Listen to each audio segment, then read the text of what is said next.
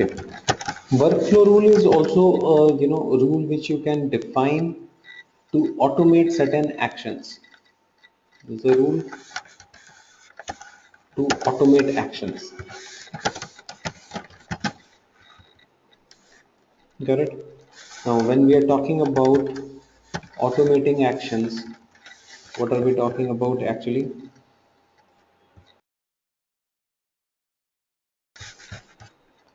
We will be basically uh, defining a criteria to perform some of the action automatically. Okay, so which all actions can be automatically done? You can automatically send an email.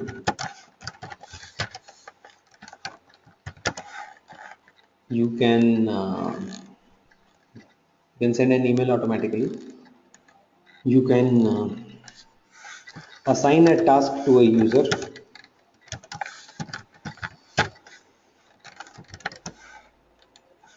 You can update a field, and you can send an outbound message.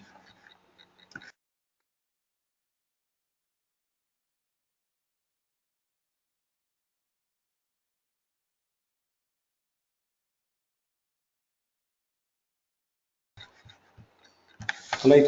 So these four tasks can be automated based on criteria.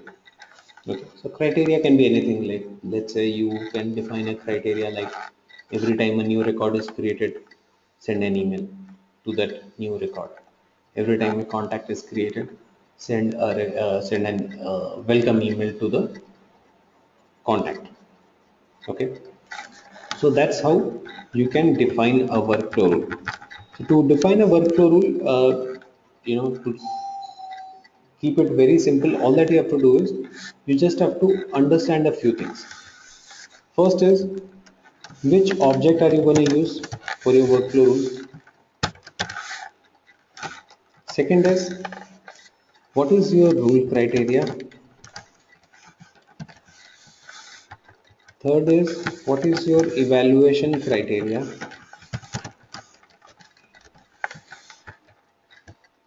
And what is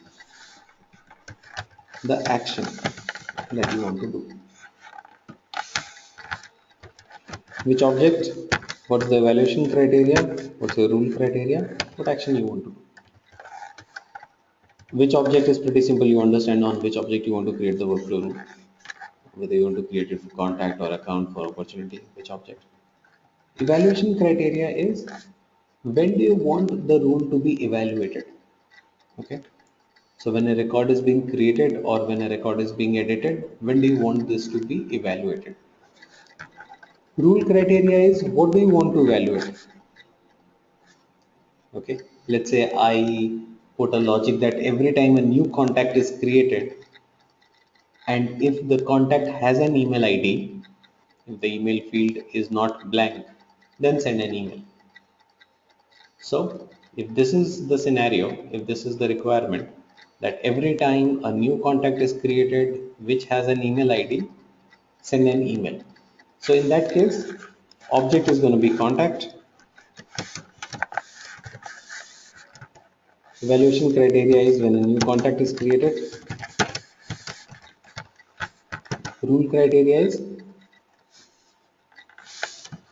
email not null,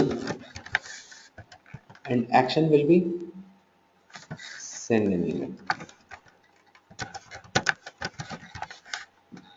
Correct? So that's it. You just have to break your requirement into these four simple questions, and you will have the proper solution with you for the workflow rule. Got it? So now let me go ahead and create the same workflow rule. To create it, you just have to go to setup,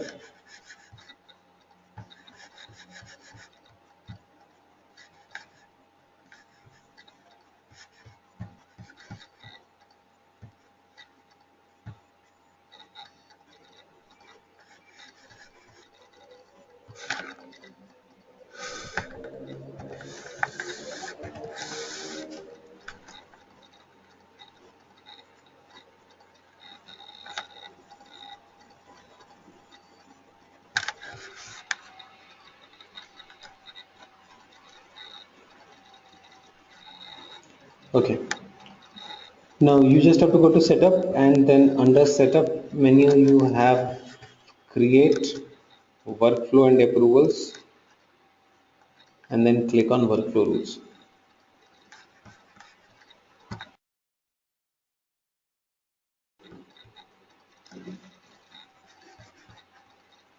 Click on continue,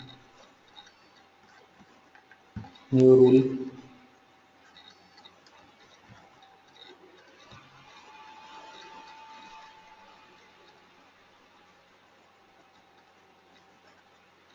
and you can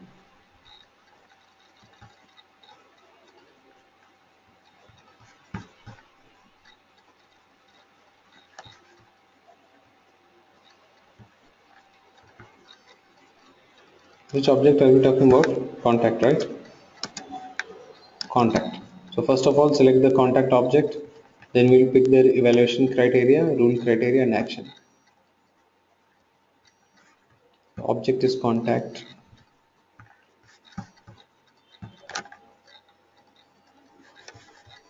Rule name can be something like uh, intro mailer. Okay. Evaluation criteria when the contact is created. Okay, you have the option of selecting the evaluation criteria to be when a contact is created and every time it's edited. Okay, but I just want this rule to be evaluated when a new contact is created.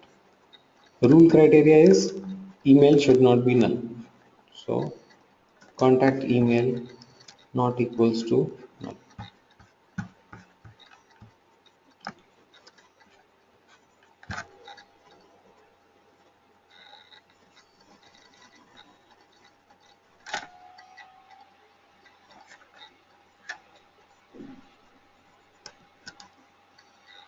Right.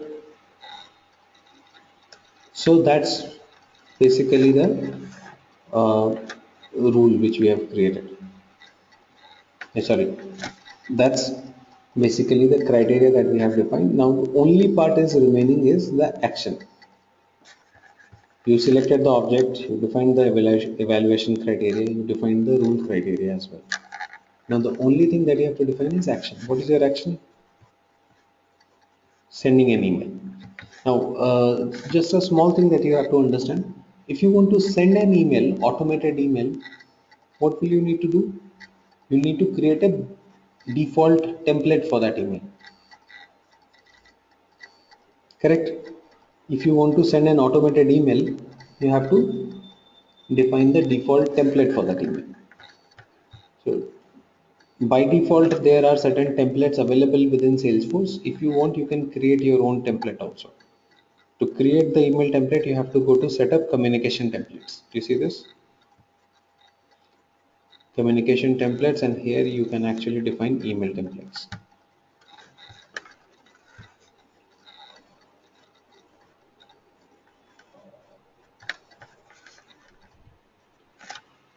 Right? So in this email template thing, you can click on new template.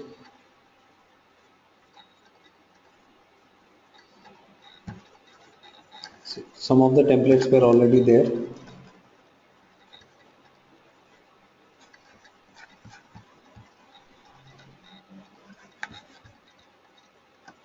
Make it available for use, give it a name, give it a subject line,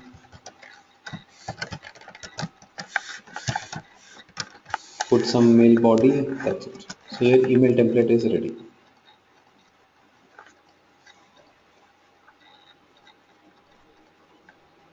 Okay, once you're ready with your email template, you can go back to your workflow rule and start defining the action. Okay, now I have to define the action. What is the action that I want to do? I want to send an email alert. So just go and pick new email alert.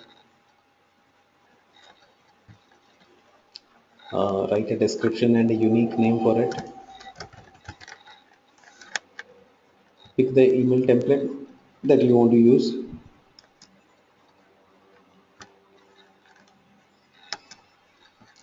And who is going to receive the email? That's something which you have to define here. So who is going to receive the email in my case? The contact itself is going to receive the email, right? So the email ID mentioned in the contact, that email should receive the email. So all that you have to do is you just have to go to this email field and select the email field from here, and this field is going to receive the email.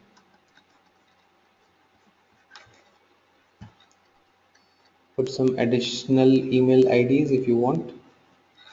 These five up to five email IDs can be copied on the email. So if you want to CC yourself or someone else, you can put that here and save it. Your workflow rule is ready,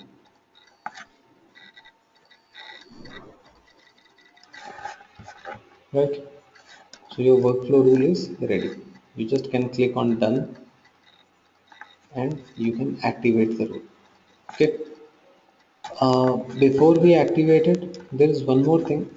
If you look into the actions, once you've defined the criteria and everything, once you come to the action page, you will see that there is immediate workflow action, and along with immediate workflow action, you also have time dependent workflow actions. Right?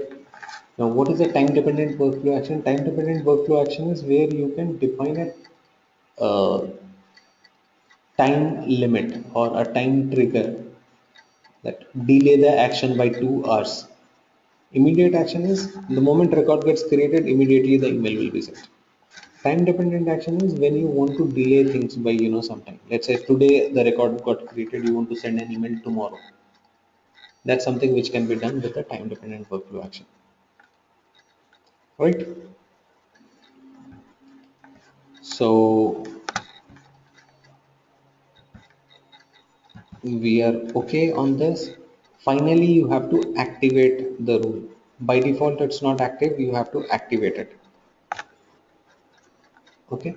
So if you don't want the rule to work at any point of time, you can just come and deactivate it. You don't have to delete the rule. Sometimes you might not want the rule to work. Okay.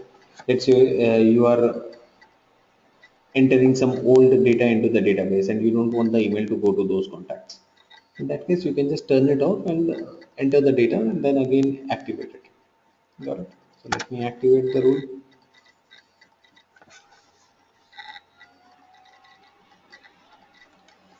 Okay. So it has got activated now.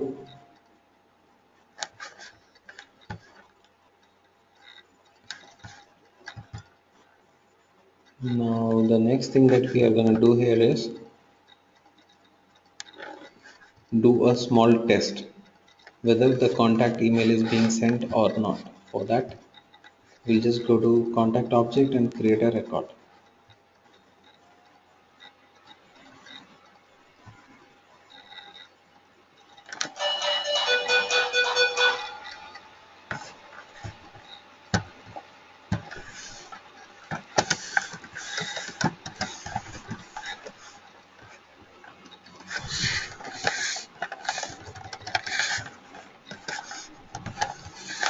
Email is required, correct? So yep, save it. Now ideally I should receive an email, right? Let me go and check my Gmail account if I've received an email. Yes. Do you see this email I just got? This is what we entered in the template, right? Subject and the body. Fine. So this is how simple is to automate the email process. Now, with workflow, what will happen? You will be able to reduce the manual time in some tasks, and on top of that, you are also making sure that uh, you do not encounter the manual errors and all. Got it? So that's how it works.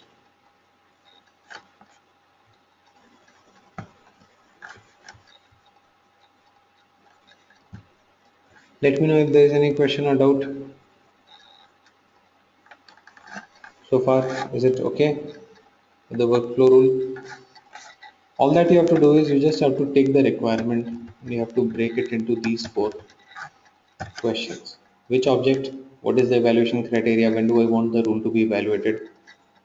Okay, now evaluation criteria. If you think about evaluation criteria, one option was when a new contact is created. The other option was when a contact is created and every time it's edited. Correct. Now for sending email, if you use that criteria, then what will happen? Every time someone goes and edits the record, an email will be sent. That's something which we don't want, right? If someone has edited the phone number, then again an email is sent to that person. That is something that you don't want, right? So for something like an email being sent and all, you might want to restrict it only to the scenario where a new contact is created.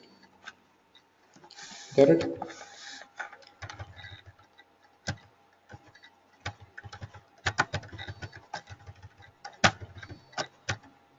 Okay.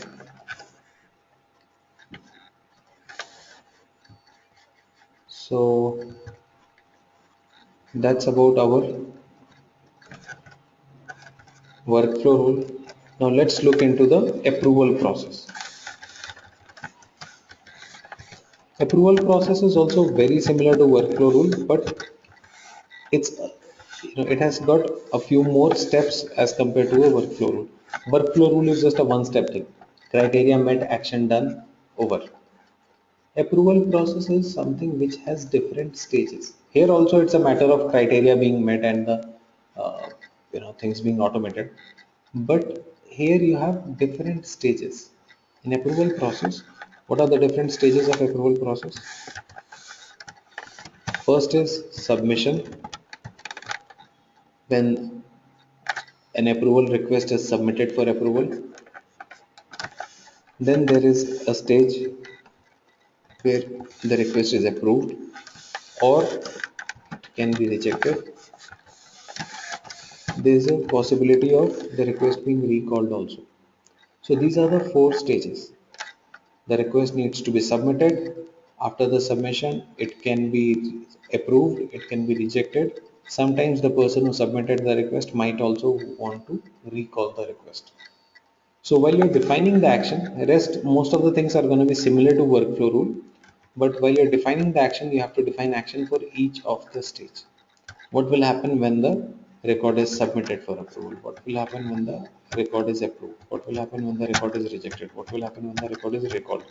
This way, this entire approval process can be automated. Got it? So in workflow rule, we are just performing one action. In approval process, I am trying to automate the entire approval process, right? To automate the full process, what I have to do, I just have to go and specify action for each stage. What happens when someone submits the record for approval? What happens when it gets approved? What happens when it gets recalled? And so on. Got it? So for approval process, let's take the same approach. Let's work with a set of questions here that you should ask before you start creating an approval process. Question number one: which object? Obvious thing. Second question: what is the entry criteria? Okay. So basically the criteria, we call it entry criteria here. The records which qualify for the approval. Okay. So for example, you need to take an approval for a new opportunity which is worth 1 million, more than a million. Okay. So the entry criteria for approval is the amount of opportunity should be greater than 1 million. Okay. So sometimes the companies have that kind of logic that anything below 1 million you don't need to take an approval, more than 1 million you need to take an approval. So that amount greater than 1 million, that is the entry criteria of the record which can actually be sent for an approval. Otherwise lesser than that should not be sent for approval. So that's the thing, that's the entry criteria. Then who is the approver? That also is important. So which object? What is the entry criteria? Who is the approver? Who's gonna approve? And then fourth, action. As I said, action needs to be defined for all these stages.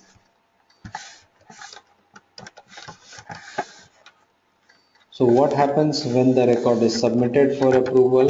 What happens when the record is approved? What happens when it is recalled? And what happens when it is rejected? That's it. So that's all we have to do. So we have to define submission action, approval action, rejection action, and recall actions. Got it? So let's work with a small scenario. Any opportunity with an amount more than 100,000 needs an approval. Okay. So my logic is any opportunity with amount greater than 100K needs approval. Okay. Now object opportunity entry criteria. What is the entry criteria here?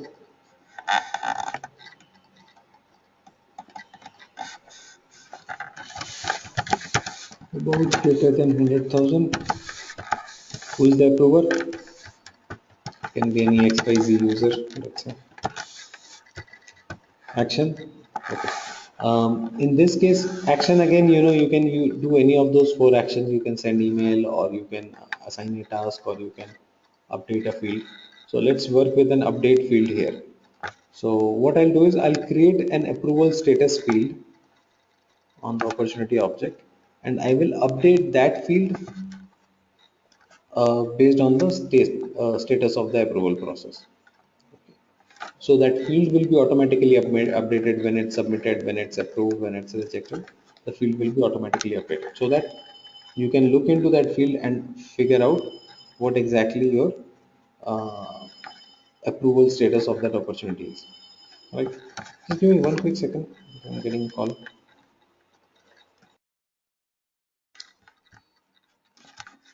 Now we know that we have, you know, these different stages, and we want to update the field, basically the approval status field. Okay, that's something which we are going to update based on the status. Right? So when it's submitted, the field should be updated to submitted. uh, and that way what will happen, anyone who looks into a record will also have an idea that, okay, what is the current status of that record. Okay, so first thing that I'll do is I'll create an approval status field on opportunity object. How do we do that?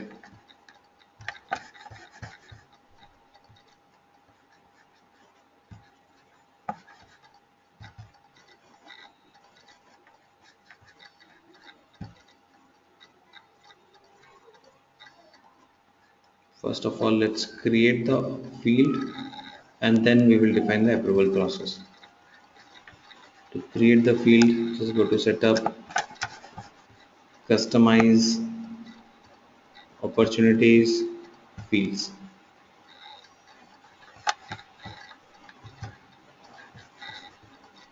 Create a new field.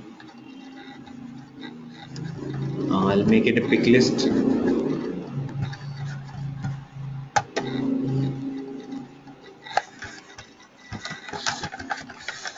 Approval status. Submitted,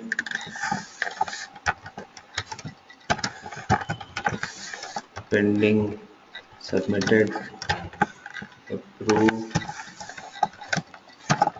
rejected, and recalled.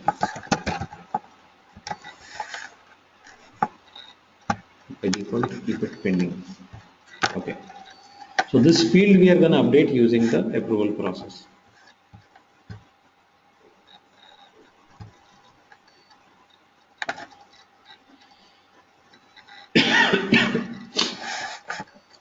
So the field is ready. All that I have to do is I have to start defining the approval process now. So we are ready with the logics of the approval process.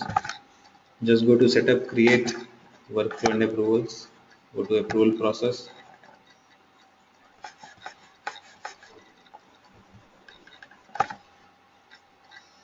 Select which object you want to create the approval process for.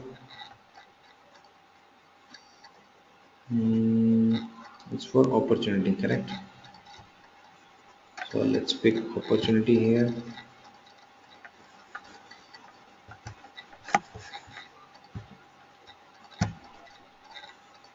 Create a new approval process. Okay. Approval process. You just given a name to this. What is the next thing? Entry criteria. What is my entry criteria? Amount greater than 100,000.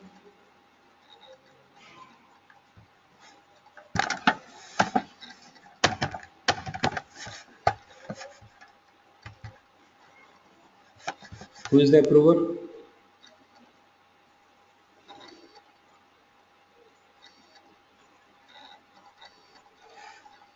Okay. For selecting approver,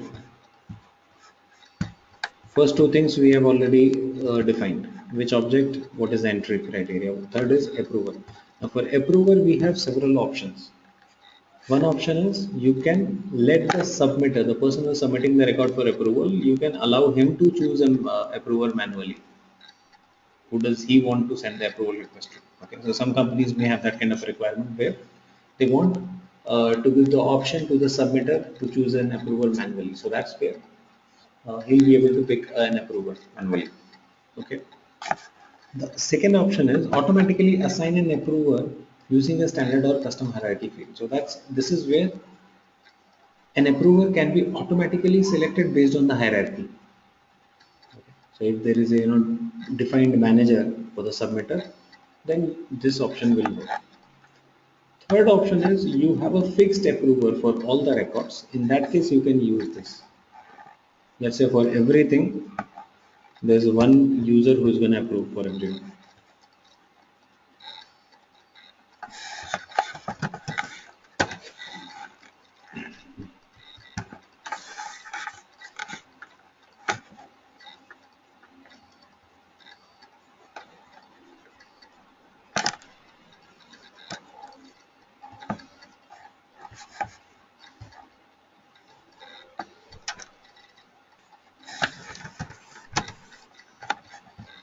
Let's say Javed is the user who is going to approve.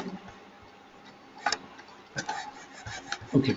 When you are assigning it to a specific approver, you have an option of sending it to multiple approvers also. You can add row and pick one more approver. Right. But whenever you are sending it to multiple approver, you will have to define whether you want an approval from all of them or just one of them. Because if you send an approval request to multiple people, you will have either of the logic. Either you need an approval from everyone or you need an approval from one of them.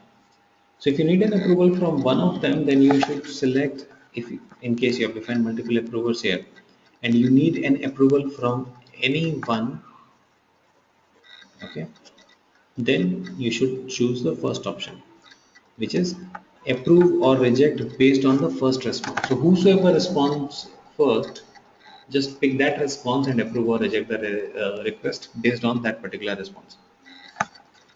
The other option is require unanimous approval from all selected approvers, which is where everyone will need to approve or reject for the record to be actually approved or rejected. Okay, just save this.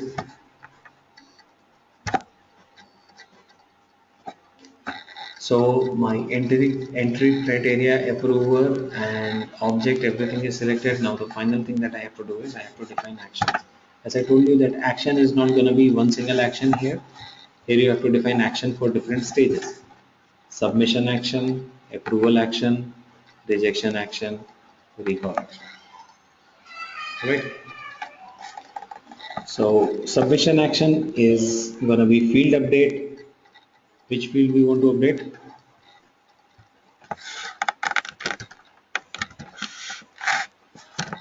give it a name. Which field we want to update? The approval status field.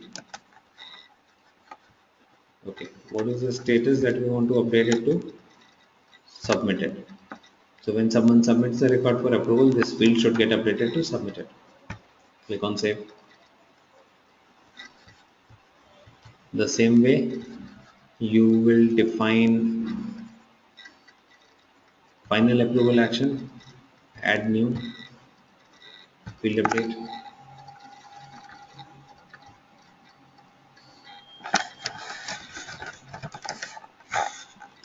Field that you want to update, approval status. Update it to a specific field, call it approved, save.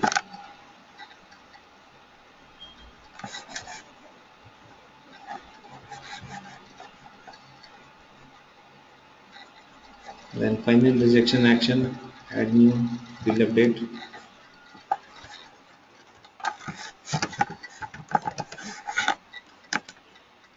Approval status,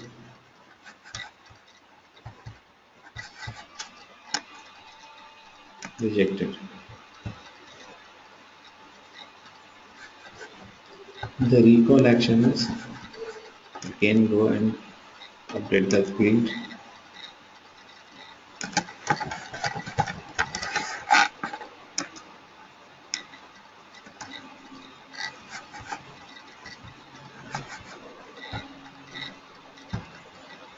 Okay, so I've defined field updates at each stage, correct? Now, if you want, you can click on this view diagram to have a quick look into your approval process. How does your approval process look?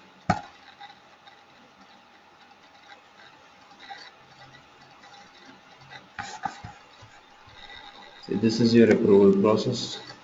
This is the flowchart of your entire approval process. Okay, this is what is going to happen. Just give me one quick second. Let me connect it to the charger.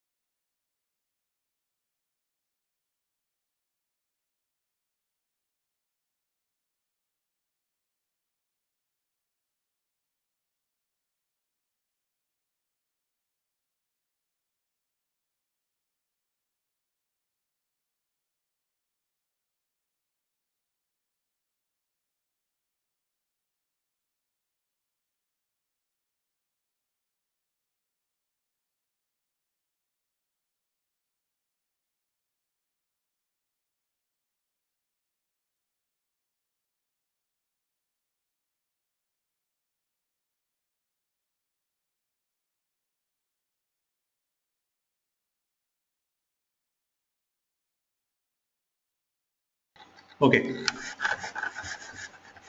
right. So here is the process. Entry criteria, if it is met, yes, the process starts. After that, it can be recalled. If not, it will go to the initial submission action. Okay. After that, if it is approved, the approval action will take place. If it is rejected, the rejection action will take place. That's it.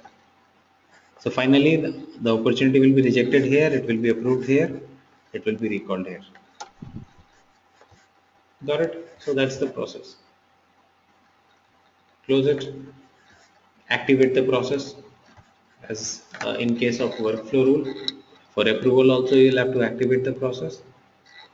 Once you have activated the process, you can now test your approval process. So just go to opportunities, click on new, uh, amount I have to put more than 100,000 so that I can test it. Save. Now, approval process is not gonna start automatically.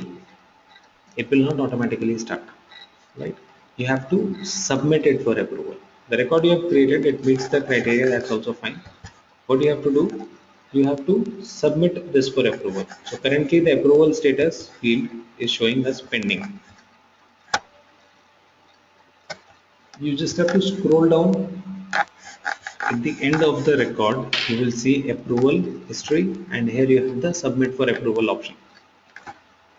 So any object for which you have defined an approval process, you will have the submit for approval option available there. Now you can click on submit for approval and say OK.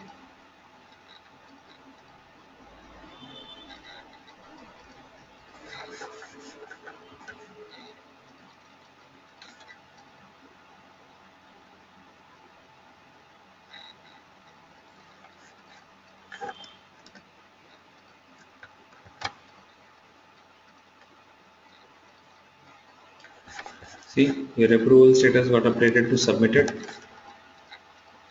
Correct?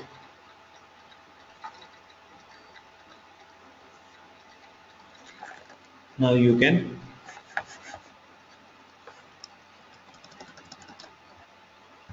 okay.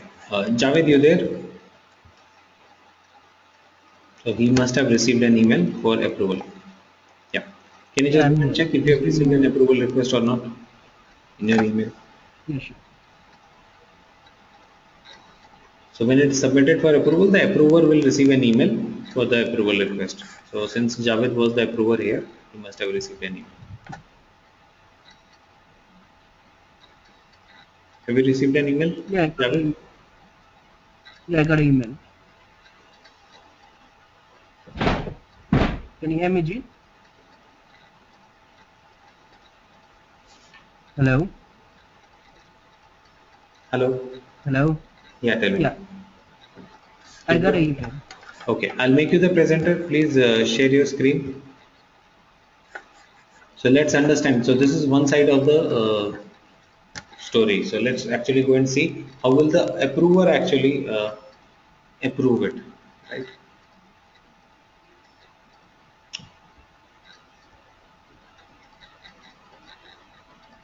Yes. Go to the email. Right. Yeah. So this is click on that. Yeah. This is the kind of email that the approver will get. Okay. There will be a link, and the approver will have the option of clicking on the link and approving or rejecting it.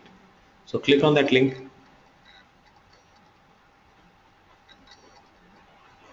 So if you're not logged in, it will ask you to log in. So just put your login ID, password, and log in into the account.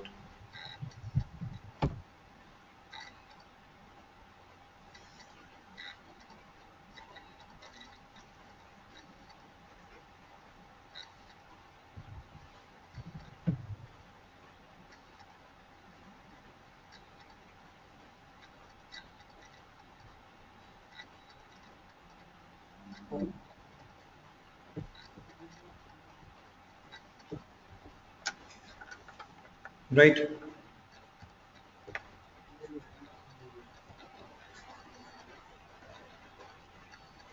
So just go to that request. Yes. So you approved that. Okay. Now come back to my screen.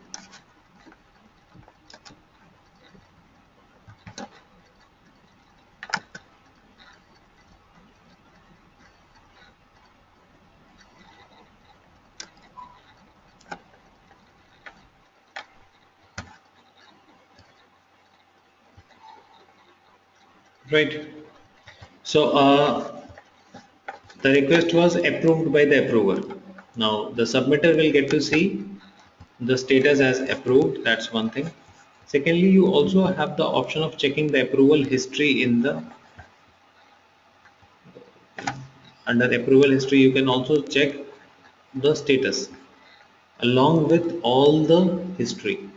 So it was submitted on at this time, and it was approved at this time. It was assigned to this time. This is the person who actually approved. Got it?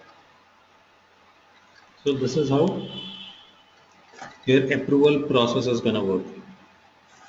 Okay. Small thing, when a request is submitted for approval, when a record is submitted for approval, it gets locked. By default, your request will get locked. And it makes sense also, something which you have submitted for approval that should get locked. so that the person who submitted the request for approval is not able to make any changes once he has actually submitted the record for approval. If the record is rejected, so I'll try and understand this. When the record is submitted for approval, it gets locked. Okay. If the record gets rejected, then the lock opens. If the record is approved, then it remains as locked. See, Achha, you can see the unlock record option because you are system administrator. We can see this unlock record option because we are system administrator. But a normal user will not be able to edit this record once it has been approved. And again, this also makes sense. A record which has been approved with certain information on it, the user should not be able to make changes in that record once it is approved, right? So that's how it works. Clear? Let me know if anyone has a question or doubt here on the approval process.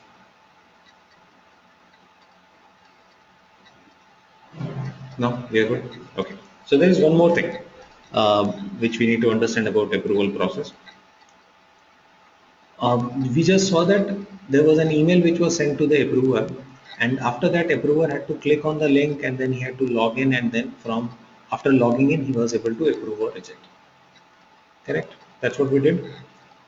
Sometimes the person who is approving, he might not want to actually click on the link, log in, and then approve or reject. Okay. Uh, let's say you're receiving too many approval requests. You don't want to log in into Salesforce every time. You just want to approve or reject through the email itself. So you have an option of allowing the approver to approve or reject via email. How will that happen? All that you have to do, you just have to make a small settings change. Just go to setup, create workflows and approvals. Under workflows and approvals, don't go to approval process this time. Go to process automation settings. Under process automation setting, you have to enable email approval response. Enable it, save it. Now your email approval response is enabled. I'll go to the same opportunity. I will submit it for approval once again.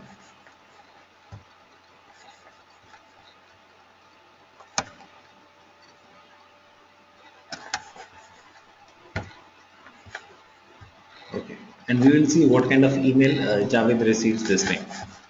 So Javed, let me know once you've received the email. I'll make you the presenter. The previous email was with a link where he had to click on the link and he had to approve or reject the request. Right? Got the email? Okay. Yeah, I got a email. Okay. I made you the presenter. Please share your screen so that we can see what is the difference.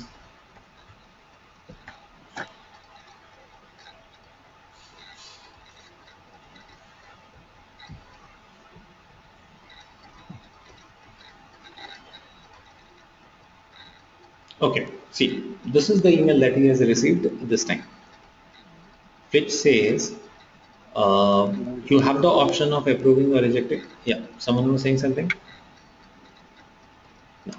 Okay, so it says that you have the option of clicking on the link and then you can approve or reject. That's option one. Or you have the option of replying to the email.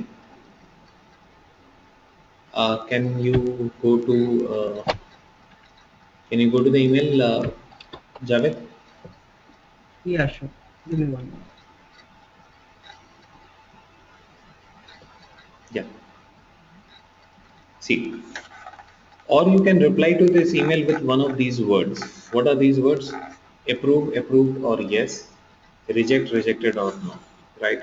So, in case you write any of these words in the email, first line of your email, and reply back, the record will be approved or rejected based on your response. So, if you type in approve, approved, or yes, then it will be approved. If you type in reject, rejected, or no, then it will be rejected. In case you want to add a comment also to your approval or rejection, Hey! you can actually go ahead and do this. I've muted your microphone. Fine. So this option is available.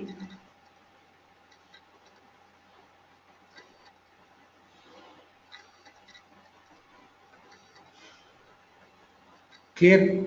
So this is how simple it is for the approver to approve or reject the request. He can actually just reply back to that email, the one that he received, and he can just write yes and send back. So just reply to this email, Javed. Say reply, type yes and send. Just type yes in the first line.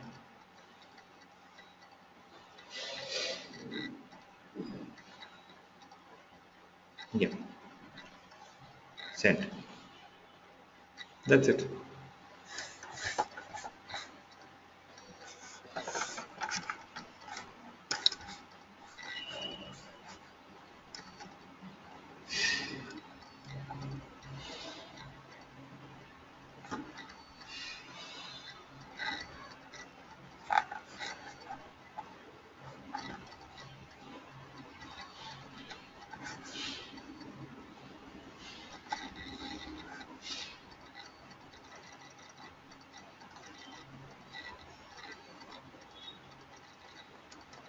So here we are.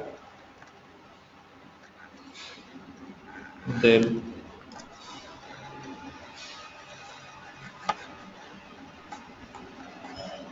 See, if you see the history, it was submitted for approval, then it was approved, again it was submitted, and now it is pending. Pending because it is not, yeah, it got approved.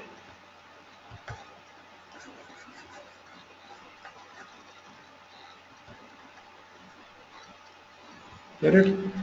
Submitted, approved, submitted, approved. This time it was approved through the email. He did not even have to click on the approve or reject it. Alright. So depending on your requirement, if your approver wants to approve it through the email, you can enable this option. And otherwise, the normal option is available there. Right. So that's about approval process.